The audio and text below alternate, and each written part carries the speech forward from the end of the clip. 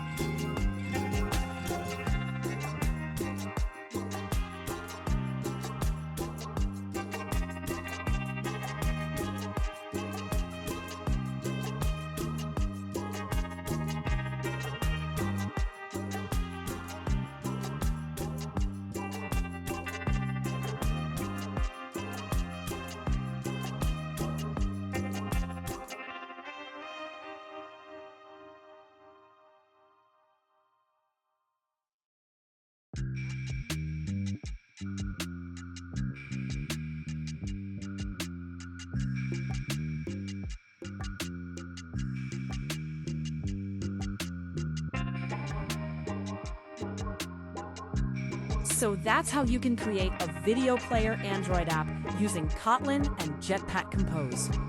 In this project, we learned how to fetch videos from local storage, how to show thumbnails, how to use NavController, how to play videos with ExoPlayer, and how to add screen rotation support. I hope this video helps you. If you enjoyed this tutorial, please like the video, subscribe to the channel, and press the bell icon for more Android development videos. Thanks for watching, and I'll see you in the next video.